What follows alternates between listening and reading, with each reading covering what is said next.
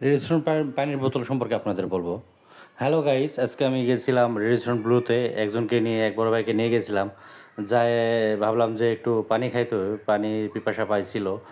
তো আমি বড় ভাইকে বললাম, ভাই পানি খাবো। তো ভাই একটা পানির বোতল আনে আমারে দিল। আমি ভিতরে ঢুকছিলাম, তো পানির বোতলটা আমার দিল যে, ভাই এটা আপনি নিয়ে যান, বাসায় নিয়ে যান, এটা আপনি এটা নিয়ে যান, এটা আমার আর লাগতেছে না।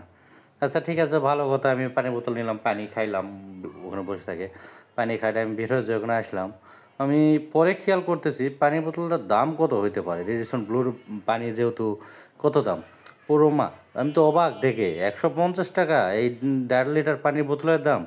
অথচ বাইরে কিনতে গেলে এটার দাম কত নেবে? খুব জোর 40-50 টাকা এরকম দাম নেবে, এর বেশি তো নেওয়ার কথা না। কিন্তু রেডিসন ব্লুতে এই পানির বোতলের দাম নেওয়া হয় 150 টাকা। যাক, 5 স্টার হোটেল বলে কথা, দাম নিতেই পারে এত বেশি একটু। তারপরে ভাবলাম যে এটা অবশ্যই কি এর মধ্যে আছে যে এত দাম, কোন কোম্পানির হইতে পারে। পরে দেখতেছি না, এটা ফ্রেশ কোম্পানির পানির বোতল। কিন্তু তাদের রিকমেন্ডের জন্য একটু তাদের হিসাবে বানানো, এটা রেস্টুরেন্ট 5 স্টারের জন্য বানানো, এই জন্য একটু দাম বেশি, এটা স্বাভাবিক। একটা ব্র্যান্ড যেহেতু 5 স্টার বলে কথা। তো যাই হোক, এই তো পানির বোতল খাদের পানির বোতলটা আবার নিয়ে বাসায়